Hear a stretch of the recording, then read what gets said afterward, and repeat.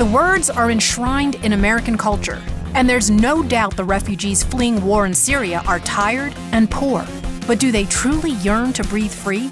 Are they coming because they want to be a part of republicanism, part of that American spirit? No. What happened in Europe is nothing but a preview as to what's coming to the United States. Witness the disturbing trend of rape gangs ruling the streets of Germany. They look at European girls as asking for it. I think that many of these young males view Western women essentially as the spoils of war. This is Germany's experience with immigrants who refuse to assimilate. That's spreading throughout Europe. Why? Because Islamic law is against assimilation. And it's already playing out in the United States. They come to Europe, and they're coming to America, and they see all these women who are not veiled and who are infidels. They're fair game.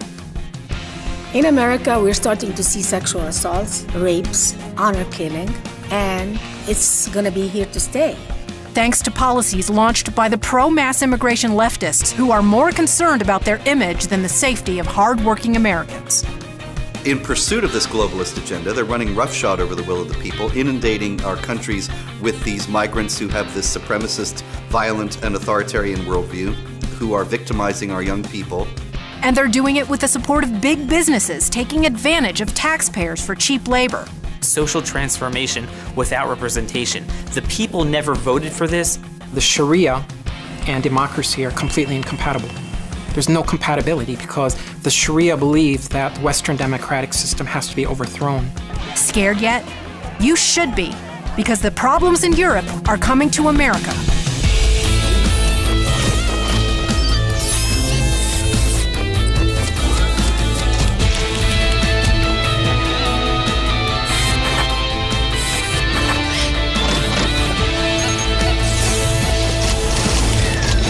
Michelle Malkin investigates.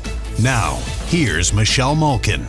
It's one of the biggest horror stories that so-called mainstream journalists don't want to talk about, because those who do are branded bigots, racists, and Islamophobes.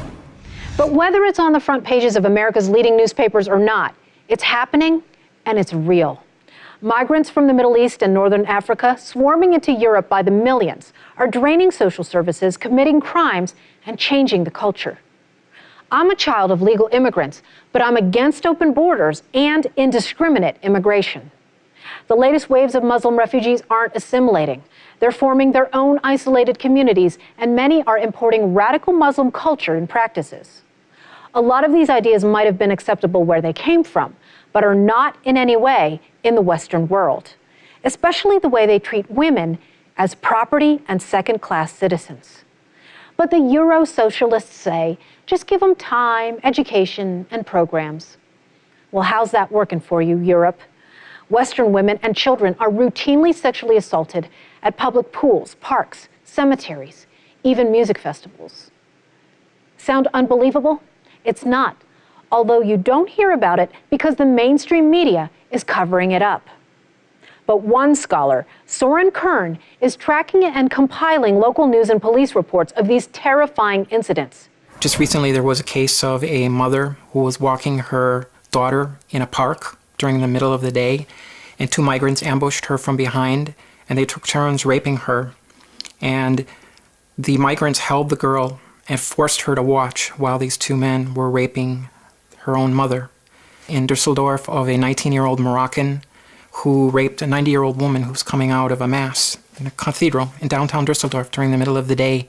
German media will refer to these people as dark-skinned people or Southerners or Southlanders. There are many different words, politically correct euphemisms that the German media uses as a way to not use the words Muslim migrant or Middle Eastern migrant. In what world is this acceptable? The perpetrators are not native. They were not raised with Western values. Yet European politicians knowingly brought these problems across the border, and look what's happened. America, let this be a warning. If we stay the course with mass refugee resettlement, this is only a preview of what's to come.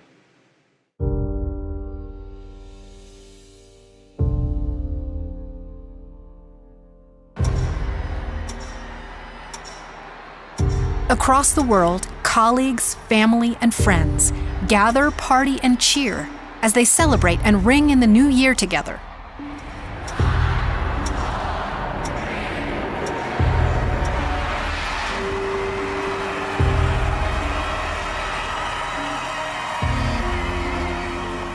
But in Cologne, Germany, that party turned into a nightmare in 2016. At first, German officials said nothing. But eventually, there were so many reports, so many cell phone videos, that they couldn't cover it up any longer. Cologne Mayor Henriette Recker addresses it 1 year later. Natürlich auch immer an die im vorigen Jahr angegriffenen Frauen, und ich wünsche ihnen, dass sie die schlimmen Erfahrungen schon überwinden konnten. But just how many women are we talking about? Reports varied and changed. At one point, Reuters cited 121. USA Today, more than 600. But now some are saying as many as 1,500 women were assaulted that frightening evening in Cologne. If it wasn't for people who had their cell phone video footage of these assaults in the front of the Cologne train station on New Year's Eve, the German authorities would have done their best to keep it completely sealed and silent from the German public. Soren Kern is a dual U.S. and German citizen who is a senior fellow at the Gatestone Institute, which focuses on Middle East issues and the Islamization of the West. In Cologne, New Year's Eve 2016, there were mass assaults of women by migrants. It wasn't just in Cologne, but it was in Hamburg and Stuttgart and Hanover and many different cities across the country. This was shocking to the German public because of the scale. So who were these men? Let's take a look at some of the media's descriptions. Half of them foreign nationals who had only recently arrived in Germany, from the Washington Post. The Independent out of the UK wrote, North African or Arab descent. The New York Times, newly arrived asylum seekers and many other immigrants. Kern says they're most likely also Muslim, judging from where they came from and how they attacked these women. But few people would dare say that out loud.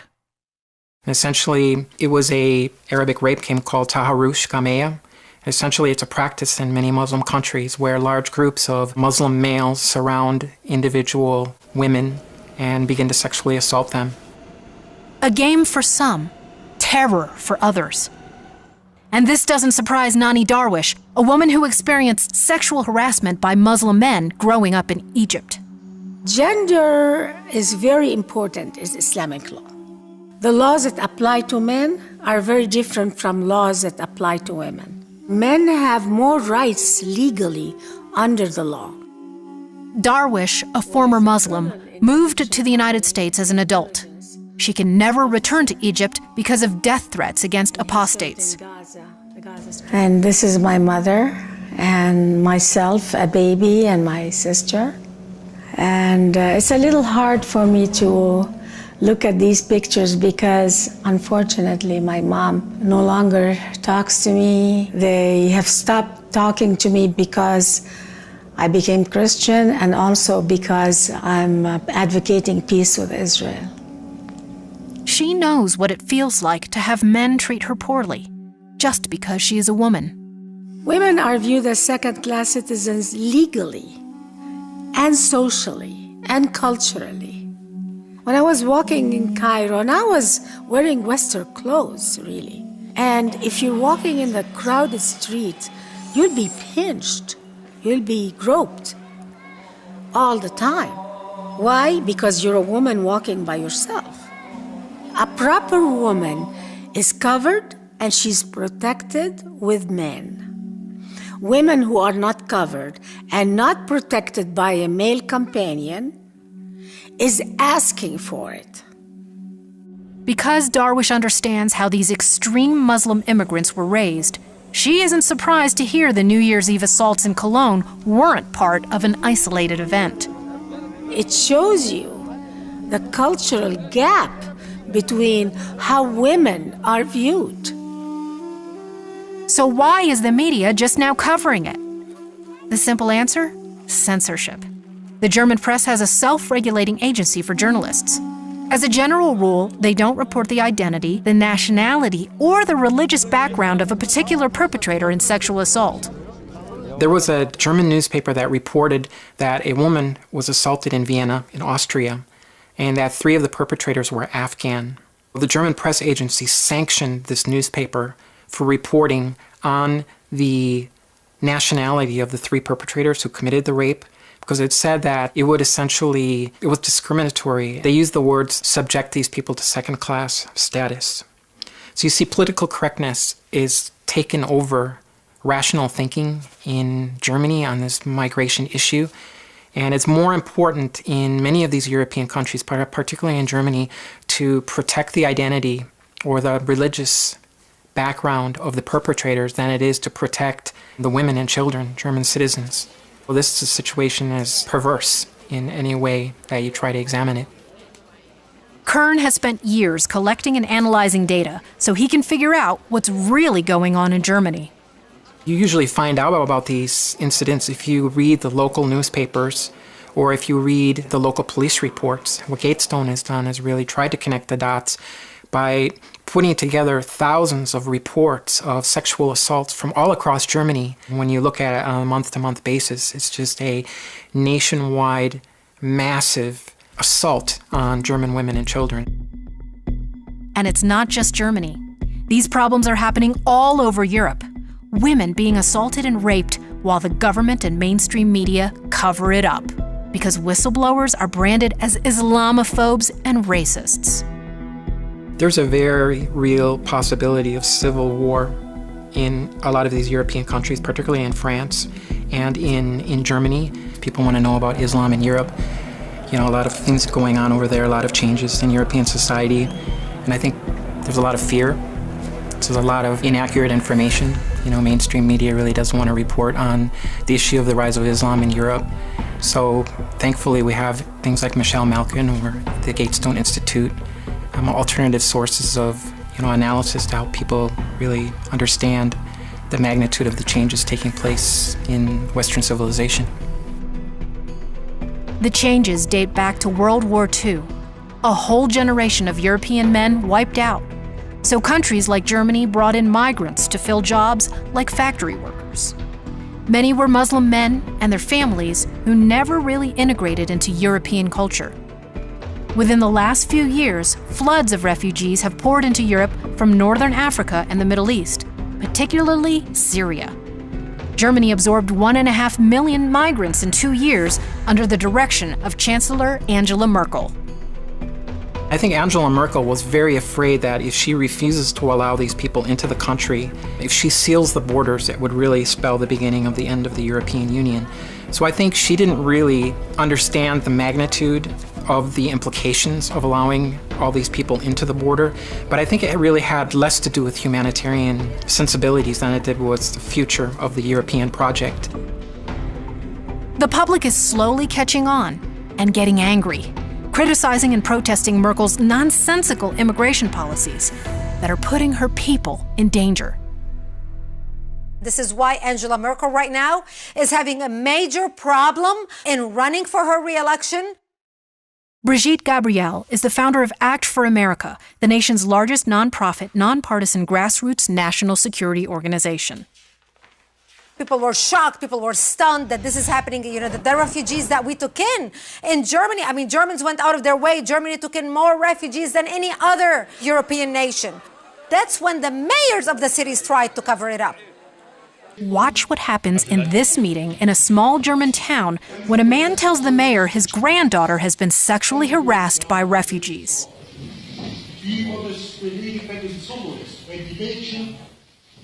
Ganz einfach, indem wir das nicht provozieren und dort nicht entlangfällt. Oh, in sein eigenes Land! In seine eigene Stadt darf man nicht mehr! Ah, Junge!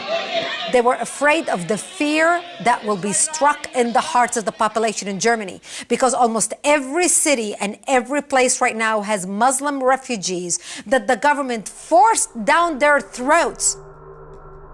So the government covered it up, made excuses, lame attempts at educating migrants by doing things like creating a, wait, get this, a poster and flyer to educate refugees that they shouldn't touch women in public pools.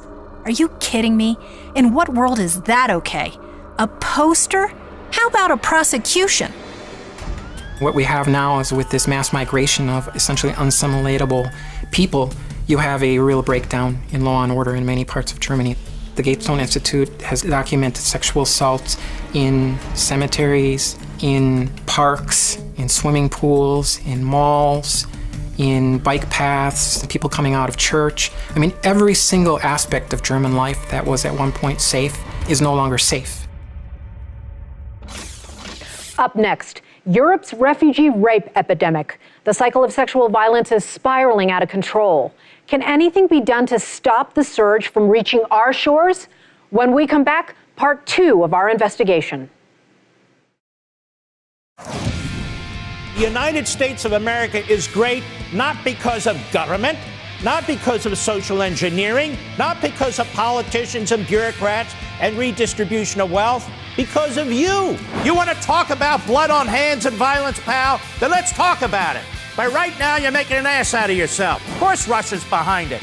They hacked into the Pentagon, they've hacked into the State Department, they've hacked into the Office of Personnel Management, they're hacking throughout our government. Tip! His father said, I think my son's a terrorist. That's a pretty damn good tip.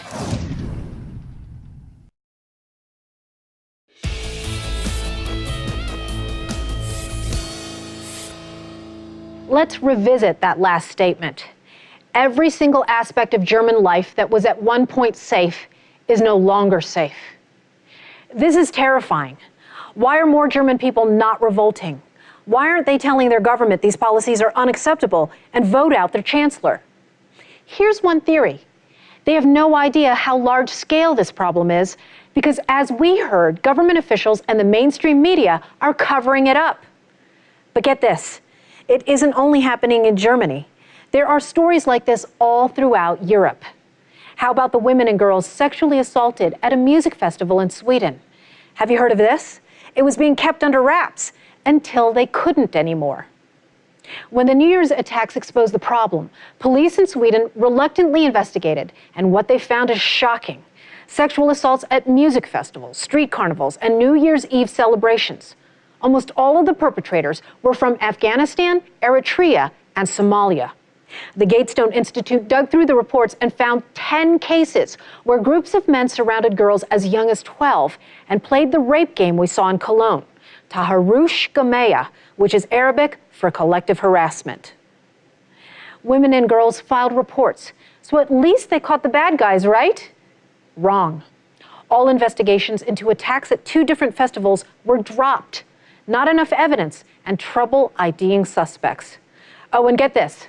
That comprehensive police report has no recommendations, as in 0, that the country should slow the flow of refugees. How about Austria? It's spread there too. In 2015, almost 1 out of 3 refugees in Vienna were accused of committing crimes, according to the Austrian Interior Ministry. Just one disturbing example is of an Iraqi man who raped a 10-year-old boy at a public pool, saying it was, quote, a sexual emergency.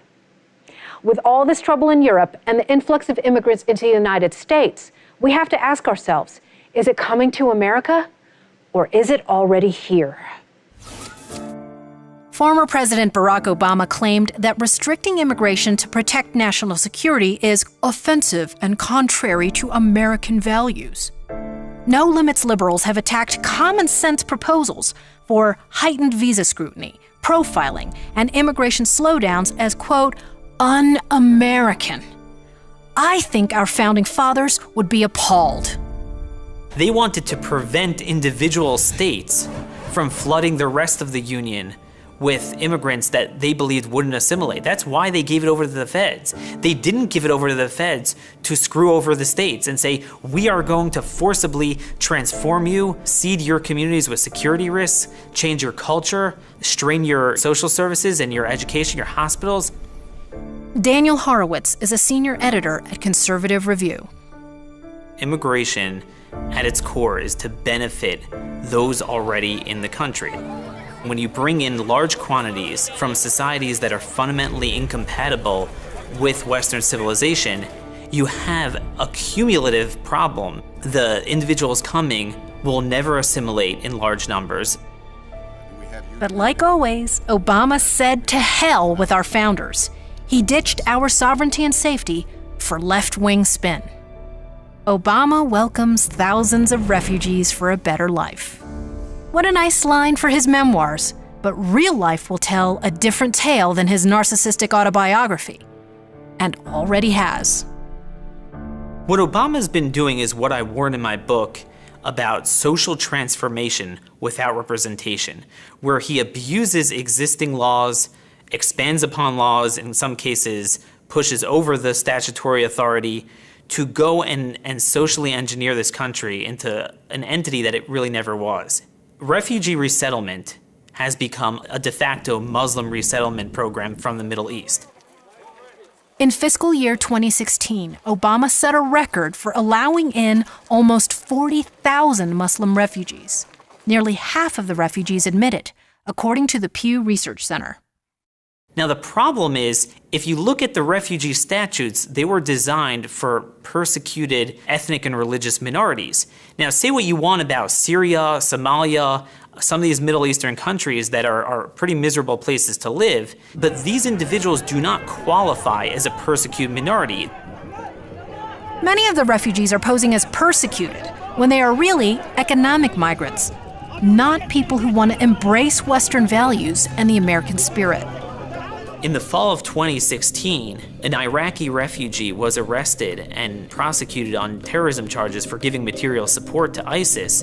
One of the things he said is that America will not isolate me from my Islamic duty. Europe did a lot of programs for assimilation. Why aren't the Muslims in Europe assimilating?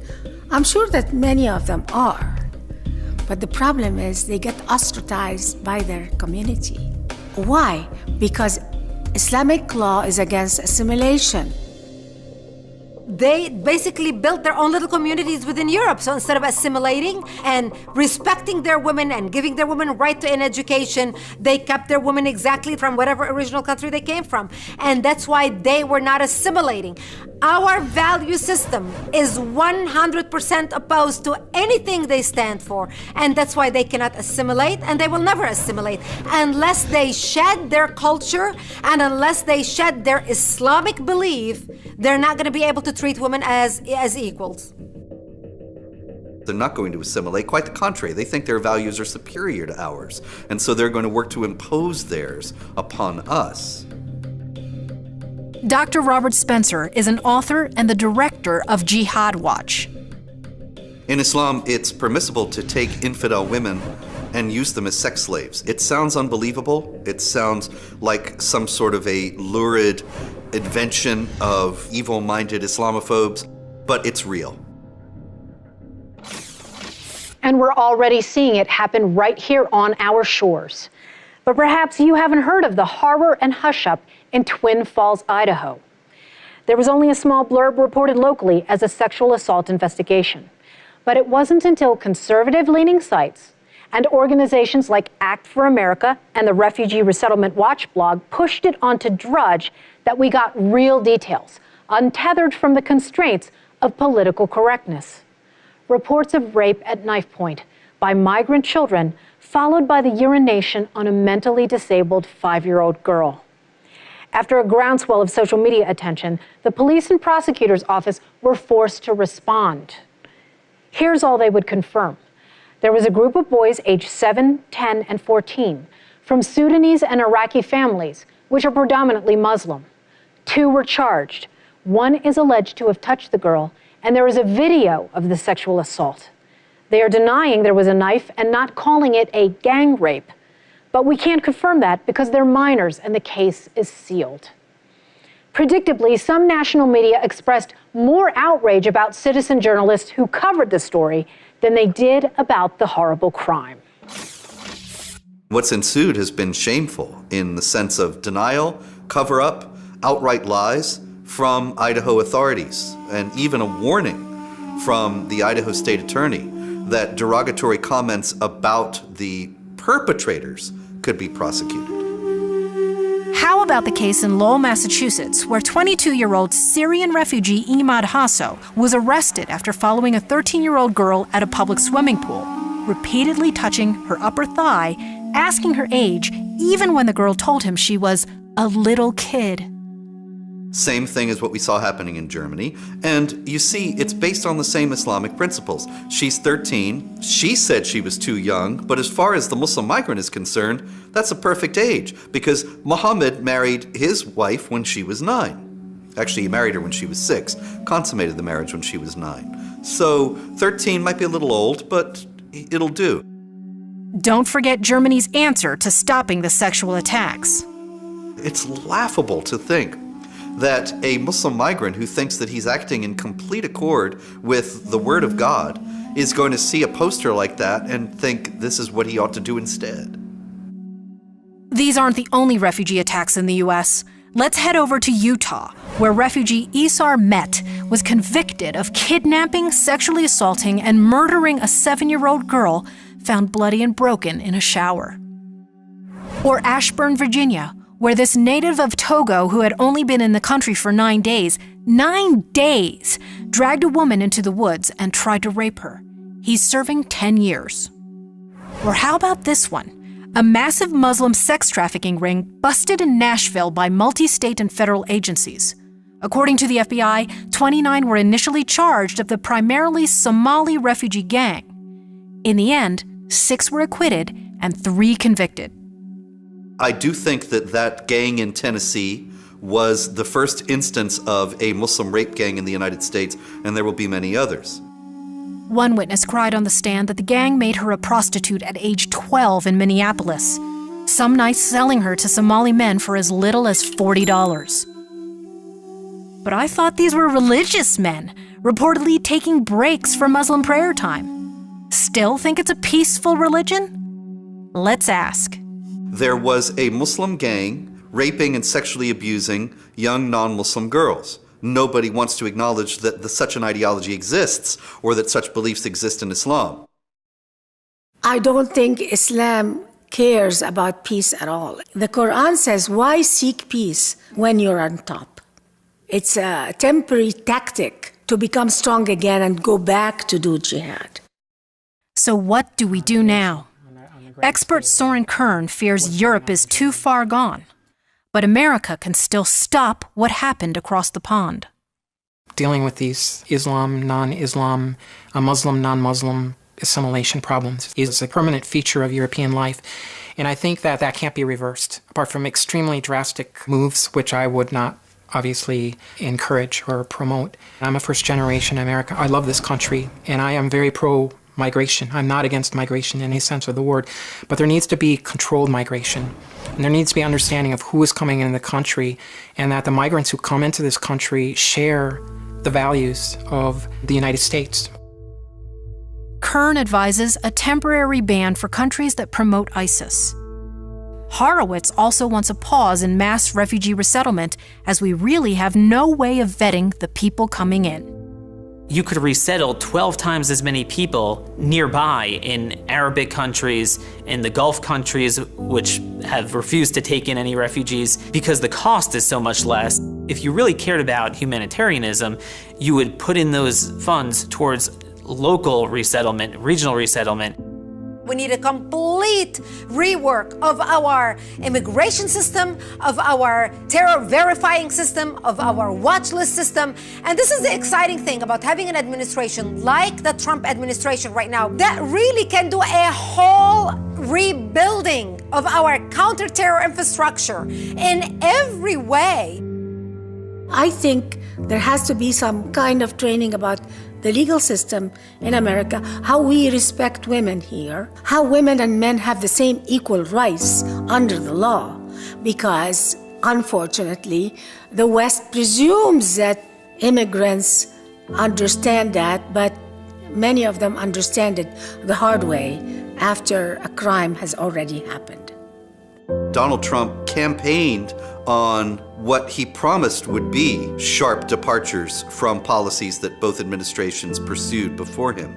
And notably, that's in terms of immigration and in actually daring to say that we're going to have a moratorium on, first he said Muslim immigration, and people said, oh, he backtracked because now he's saying just immigration from terror hotspots. Actually, that's just a method of doing what he always said he was going to do, which is try to prevent jihadis from coming into the United States. The jihad attacker at Ohio State University was born in Somalia, and then he lived in Pakistan. And so if the Trump administration policies had been in place in November 2016, then Abdul Artan may never have been in the country at all. But it's certainly hard to overturn decades of bad policies when there's so much money and power at stake. Clearly, the Obama administration saw refugees as potential Democratic voters and the way toward a permanent majority, a demographic path to liberal control of the country.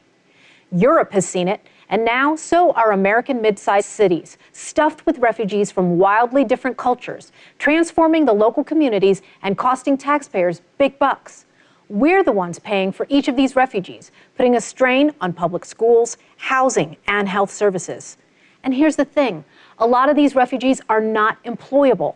In Germany, out of the 1.1 million migrants in the country, a Reuters survey found the country's major firms have hired fewer than 100, just 63 refugees by fall 2016, although several responded that they found it discriminatory to ask about an application migration history. In the U.S., charities, nonprofits, and big businesses are cashing in on the racket. There are 9 major contractors. We looked up Lutheran Immigration and Refugee Services at usaspending.gov and found nearly $100 million in the past decade. And that's just one example. The Refugee Resettlement Watch website estimates the government is spending at least $1 billion per year on resettlement. And as for those for-profit U.S. corporations, they say they need more cheap labor, especially manufacturing, food processing, and hospitality. It might be cheap for them, but the government is subsidizing their salaries in the forms of housing, food stamps, even corporate tax credits. It's the same thing as outsourcing jobs to foreign companies.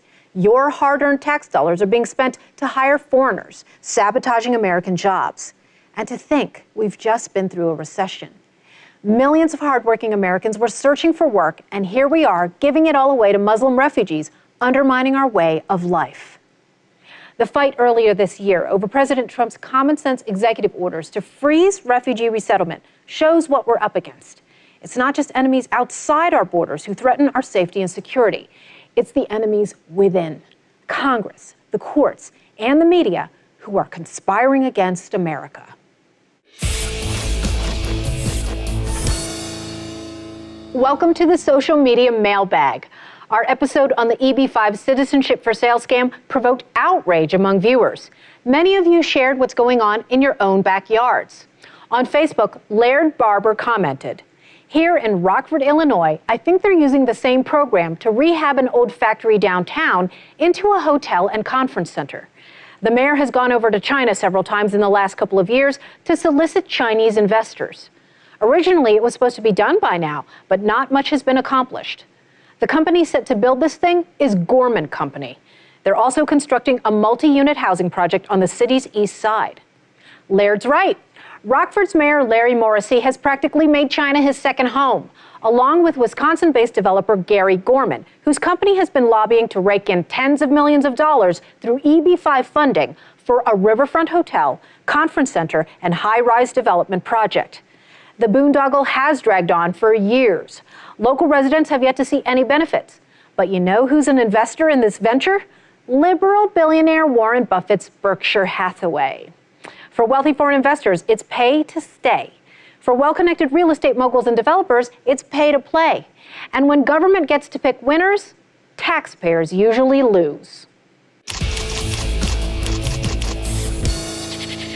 In our Crapweasel Watch, we call out the political cheaters, government thieves, con artists, frauds, and all-around idiots making America worse. This week, we're targeting a left-wing attorney general, Maura Healey of Massachusetts, who single-handedly decided that a Supreme Court case guaranteeing gun ownership rights wasn't settled law. In just her third year in office, Maura the Menace deliberately misinterpreted the law, making hundreds of thousands of law-abiding citizens virtual felons overnight. These families are now in jeopardy of a 10-year felony conviction for owning firearms that were legal for around 2 decades before this arrogant gun-grabbing AG unilaterally changed the law with no legislative action. Thankfully, 2 gun owner organizations in the state, GOAL, the local NRA affiliate, and the Massachusetts Association of Gun Rights are fighting back against this blatant abuse by filing suit against Healey in federal court. Forget Maura Healey's gun control. What Massachusetts needs is government control.